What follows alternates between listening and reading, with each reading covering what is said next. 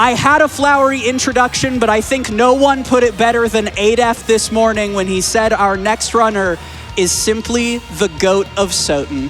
Please welcome to the stage, running Castlevania Symphony of the Night any % luck mode, the one, the only Dragon Blitz.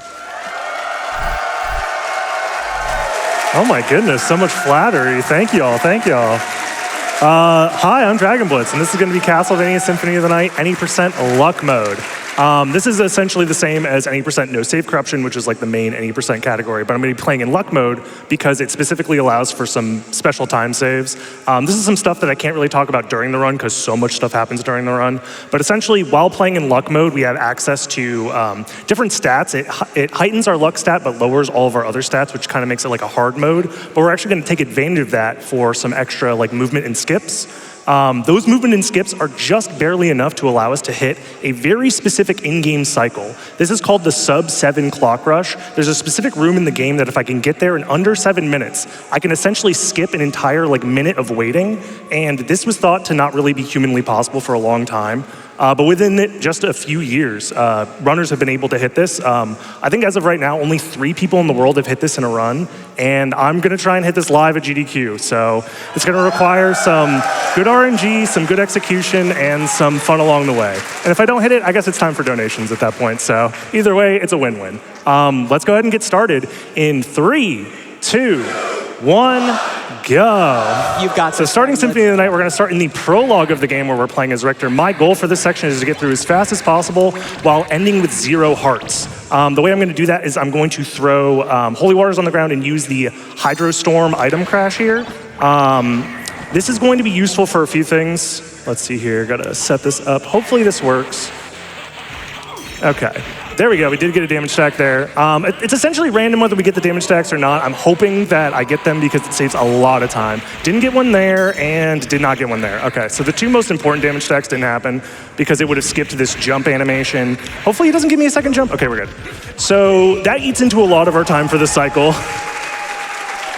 I'm constantly thinking about the time here because we do not have a lot of it on our hands. Like the difference between getting a perfect set of damage stacks versus no damage stacks at all is about 8 seconds. And the margin of error on this sub-7 cycle can be like within 8 seconds. So I kind of need to play perfectly from here. So if you look in the top left-hand corner, my HP starts at 25. That is because of luck mode. That lower HP is exactly what I'm looking for a movement tech called a big toss, which is this right here. So if I take more than half of my health in a single hit, I get sent flying across the room indefinitely until I hit a wall or a ceiling. We're going to use that to skip past a sequence where death takes away all my powerful starting gear. This is a very classic skip. Many of you have probably done this in your own free time. And it turns out to be quite fast for a speedrun sense as well. So this is the death skip right here. That room we just skipped right there, normally death takes away my starting gear, but I get to keep it all, which helps keep this run fast for a couple different reasons. We have really good starting gear. The Alucard sword is going to kill things very, very quickly, and I get to start with the Alucard shield. This shield is very important because it allows me to do a movement tech you're seeing me do right here, which is called shield dashing. I'm essentially canceling my backdash over and over again by pulling up the shield, and that allows me to move about twice as fast as like normal walking speed, a little over twice as fast. The other thing that I'm going to be doing, to help mitigate like time during this section is essentially like jump as little as possible, like remain in the air as little as possible, because you can't backdash in the air, and that's our fastest movement tech right now. So I'm essentially trying to minimize the time I spend in the air. The other thing you might notice me doing here is I'm intentionally avoiding enemies. This is because I'm on a very specific experience route. Essentially, I'm trying to see the least number of level up animations possible, and that does require some good RNG coming up on this next boss fight here in just a second. Got to dodge this guy. Essentially, I'm trying to kill both bosses on the same exact frame, and if I get critical hits, it becomes impossible in some circumstances, so I actually don't want any critical hits here. And if they happen, it's essentially random. There's nothing I can do about it, so let's see if we can get it. Nice, that saves so much time. Oh my God. Woo! Yeah, that is completely luck-based, and it makes this run pretty brutal to do resets at home with, but I'm very happy we hit that. That is going to save us about 6 seconds overall. That does help us a little bit with the bad RNG we had at the start. So we're almost even on like an average-ish run, maybe slightly below average, but if I keep up the momentum, I might still barely hit this cycle. And I hear you thinking at home, well, he keeps talking about this clock cycle. I haven't seen no clocks yet. What is what does any of this even mean? Well, essentially, we are gated in a specific room that's coming up here in a little bit, and I can show you guys when we pass it, by a specific statue. The statue moves in and out of position every other minute on the in-game timer. So essentially, on odd-numbered minutes, the statue is in the way, and I won't be able to progress. So if I can make it there in under 7, that's considered an odd-numbered, or an even-numbered minute, sorry, the 6 would still be in the minutes place, and it would allow me through. This is the statue I'm talking about in the top left-hand corner here. This cutscene essentially is kind of like a hint telling you that the statue can move at all. It's a little tricky for a lot of players on like their first playthroughs, they get stuck there, but essentially, if we can make it past there, we can make it to like the most important aspects of the run. That's going to be the Form of Mist Relic and the Soul of Bat Relic. Those essentially are my go mode for this run. As soon as I have both of them, I can just beat the game with just a little bit of movement. But I can't make it up to that statue quite yet. I need a little bit of help. So I'm going out of my way here to the outer wall to grab the Form of Wolf. That's going to be a transformation that's going to let me get past that statue. But for now, this would actually be a great time for some donations until we get there. Absolutely. We have just over $6,600 left to go for 100K. We are absolutely climbing, y'all. Keep the hype coming in. I have $25 from CD-ROM simply saying, more Kirby, please. All right, Dragon Blitz, hit that cycle. All right, so from here, we're coming up on a boss fight that is a little bit trickier because we're playing in luck mode. Essentially, our stats being lowered hurts our ability to use certain tools in the game. For example, our heart count, our total heart count is too low for us to take advantage of the stopwatch sub-weapon, which we would normally use here in like any other run, to stop the doppelganger in his place, and we could just wail on him for free. Here we kind of have to fight him legit, and if he gives me a bad pattern, it could lose us some time. Yeah, like that. Like that. That's very unfortunate. Yeah, and if you get critical hits on him, it's actually nicer because you can actually mitigate the number of hits you do to kill him. When you knock him back, he essentially has iframes until he hits the ground. So a little bit of a slower fight. There is still a chance that we can hit that cycle. I'm going to try my best here, but RNG has not been 100% on my side. There is some tricks I can pull out to try and save a little bit of that time back. Coming up here, that's that Soul of Wolf. I'm gonna try and skip down to that location, doing like a frame-perfect floor clip into a animation cancel, but I first have to open the path by pressing this switch. So I'm gonna try and lock in for this skip here. This saves about 2 seconds, and I need those 2 seconds. There it is. Got the floor clip, didn't get the animation cancel. Still time save overall. Yeah, that animation cancel I'm talking about, I'll try my best to showcase it in later parts of the run. It's a relatively new technique for the run. So I'm going out of my way here to grab this garnet. This is going to be a sellable gem that I'm going to use for a glitch later on in the run. The reason I'm able to grab that is because we have the Soul of Wolf now. The Soul of Wolf is that transformation you saw me use there to jump up and get that garnet. The Wolf is useful for a couple of reasons. One, it gives me a transformation, and anytime you untransform back into regular Alucard form, you get access to a dive kick. That's going to be our way of gaining the height we need to get past that statue that was blocking us. The other thing that's nice about the Wolf form is it also just allows you to run pretty fast. It's almost as fast as shield dashing, but you are allowed to keep that momentum in the air, and since we can't shield dash in the air, for sections like this where you need to do a lot of jumps, it can actually be faster to be in wolf form for them. And we have a little bit, some tricky platforming coming up, and I have to dodge these enemies in a specific way, so hopefully we make this movement happen. Very tricky jump right here. All right, this wasn't the best section. I'm really hoping we still hit the cycle, but I'm not 100% sure there. It's based off of the in-game timer, and nah. Unfortunately, a couple of bad luck things went our way, and we weren't able to hit it, but great time for donations. I got you. Please give it up for Dragon Blitz for doing commentary while running through that gauntlet. We are just $5,500 to go to 100K, and if you think this cycle is going to give you breathing room, you are sorely mistaken. The end of the run is coming up. I have $99.99 from Compacted D, who says, a miserable pile of pennies equal to Drax HP for one of my favorite games, SotN, and one of my favorite streamers, Dragon Blitz. Thank you so much. I've also got $25 from Sushi Elemental saying, Dr. Acula to the boss room. Calling Dr. Acula, please come to the boss room. Thank you. There it is. We were able to dive kick off that candle to gain the extra height that we need to make it into Alrox's quarters. This is essentially the previous cycle that we used to use in the standard mode speedruns of the game. So it's not like it's that much slower, all things considered, but the extra minute of time save has completely lowered the world record potential of this run over the last couple of years. But now that we're here in the Coliseum, we are going to be getting that form of mist. It is guarded by a boss fight with the Minotaur and Werewolf, so I have to get past them. But thankfully on the way, there is a library card item. That is an item that allows me to warp directly to the library, which is useful because that's where the Soul of Bat is, and that's basically go mode for us as soon as we get it. It will have all the movement we need to do the skips that we need to get to the end of the game. So there's that library card. And a funny thing about this boss is by skipping the cutscene, the bosses don't aggro on me right away because they're waiting for that cutscene timer to finish. But for whatever reason, skipping the cutscene just delays that timer. So they just stand there and I can get them out of the way very quickly. And there is the form of mist. I'm going to go ahead and use that library card. And as soon as we get to the library, the tricks don't end here. We are going to be going out of our way before getting that Soul of Bat for the Fairy Card Relic. This is another relic that, this one specifically summons the Fairy Familiar, and she has some dialogue as soon as you summon her, and we're gonna use that dialogue for that shop glitch I was talking about. But first, okay, good there. That book has some RNG that can absolutely screw you over, so I'm happy that he didn't showcase it there. And there's that fairy card. So utilizing the book jump gets me up here earlier than intended. We get the fairy card. We're gonna now turn around back to go talk to the shopkeeper.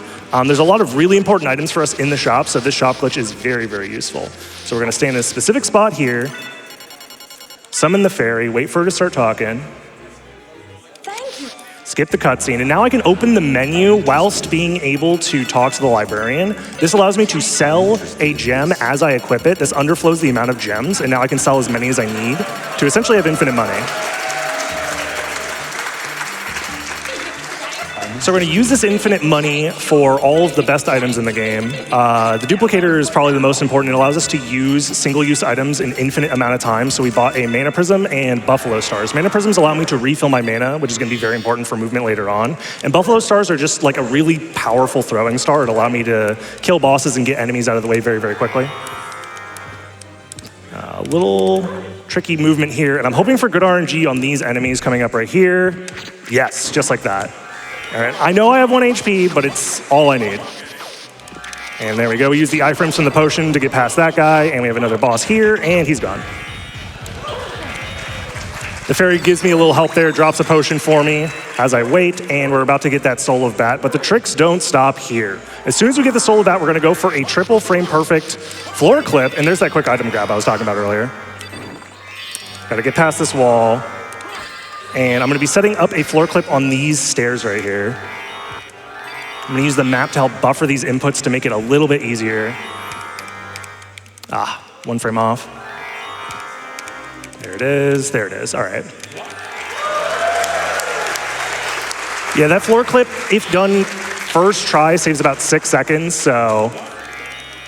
And while we're in the floor, we're gonna be wing smashing out of here using the bat's like inherent ability. It's like a special spell that you get to utilize with the bat. And that's gonna be our fastest form of movement for the rest of the run here.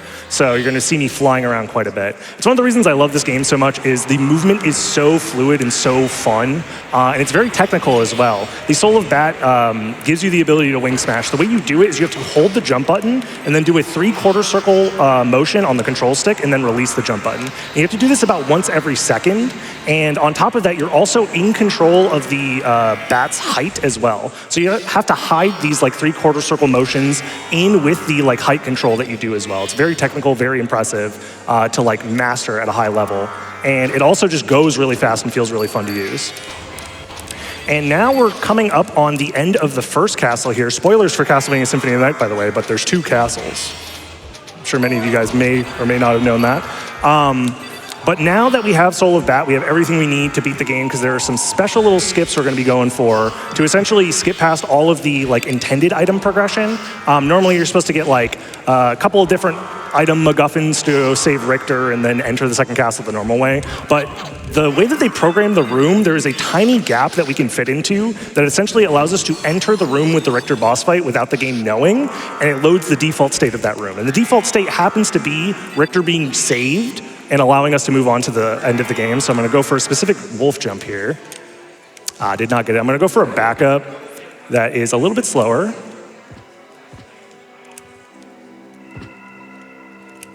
There it is, nice. You can tell because the ceiling is kind of like visible when you're not normally supposed to see the ceiling, and we made it. Alrighty, and that's Richter skip done. There's many different ways to skip past Richter. That happens to be one of the faster ones. And now we're in the second castle, and this is the part of the game where normally you're expected to go run around, defeat different bosses, collect the pieces of Dracula, and then get to the end of the game that way. But we are going to utilize an item that we got at the very beginning of the run because we ended with 0 hearts in the prologue, that being the heart refresh. The heart refresh is an item that freezes the screen similar to a level up, and freezing the screen in Symphony of the Night can allow you to break the game in a couple of very fun ways. But on the way over there, there isn't too much to talk about other than just like this boss fight here, where we're just going to enter the room and throw stars as quickly as possible. Medusa is down. And it's going to be just a bunch more wing smashing from here. So this is now a great time for some donations till the end of the run almost. You've absolutely got it. We are less than $5,000 away from no dupes, y'all. Keep the energy coming. Do you hear how fast Dragon Blitz is talking? Do you hear how fast I am talking? Do you see how fast the run is moving? We want to see no dupes. $25 here from CT3LA. I won't be able to watch much this year, so getting my donation in early. I want to see that no dupes run. $10 as well from Plum Starlet. Oh, Alucard, I don't care that you're pixels. You are the perfect man. I also have $1,000 from Anonymous. They say, such a great cause and a great event. Every little bit this community can do has a huge impact. We are so close to $100,000, and we are well over halfway and climbing on our upgrade to double time incentive for Crypt of the Necrodancer. If you think things are going fast now, there is no upper bound on how fast things can get, but only if you go to gdq.gg/donate and put your donation towards that double time incentive. $4,000 to go. I believe, chat. Alrighty, guys. We are basically at the end of the run now. We are one room away from a room that is blocked off that needs all of the special Dracula relics. But what I'm doing here is I'm shifting the screen over by a pixel and then pausing the screen with the heart refresh. This underflows my exposition as soon as I enter the next room. I'm now out of bounds. 3, 4, 5 wing smashes while out of bounds will push me over to the other side, past the gate where you're normally blocked, and I can take up this elevator to the end of the game. And there's just 2 bosses left before the end of the run. So if you got donations, I would say put them in now. $4,000 left to go, $39.20. Who's gonna be the one to get us no dupes? The last thing to talk about as far as like mechanics goes, I've basically gotten to show everything off for this run. The last thing we're gonna do is before fighting Shaft and Dracula, I'm gonna open my menu and equip another set of Buffalo Stars. So I now have Buffalo Stars on both hands. This allows me to throw more stars total. The game has a limit of 3 per hand. So by putting 1 on each hand, I can now throw 6 at a time before they despawn. And then you have to wait a little bit before throwing them again. So this basically doubles my DPS, and we're coming up on the end of the run here in just a little bit. It is the final fight. It'll be a few swipes from Dracula, and then it'll be time. What a run. It goes by so fast. I feel like we just barely started. Start at the top of the screen so we can start hitting him as soon as he's vulnerable. Drop down, he swipes left, I dodge. Swipes right, I dodge. And time should be coming up here in just now. Wow. Considering I did not hit the clock cycle, that's pretty good. I'm not too mad at that. Thank you all so much for being here. Thank you everybody who donates and watches GDQ and supports us. I very much appreciate it. I want to give a huge shout out to the Symphony of the Night community. I wouldn't be here today if it wasn't for all those lovely people helping me learn the game, helping me continue to push the game forward that I love so much. If you're interested in being a part of the community, definitely check out the speedrun.com page, join the Discord. If you are a fan of Symphony of the Night, you are more than welcome in that community. And I'd love to see you just chilling with us at some point. Shout outs also to the second place runner. I do want to say this Classic Advent is 1 second away from my personal best. It is a tight race right now in any percent. And any day now, I expect him to get the record while I'm here at GDQ. And I can't wait to go back and then break his record, and we'll have some competition and some fun along the way. So shout outs to you, shout outs to everybody in the community. Too many people to shout out. But yeah, I'm just happy to be here, and thank you guys so much.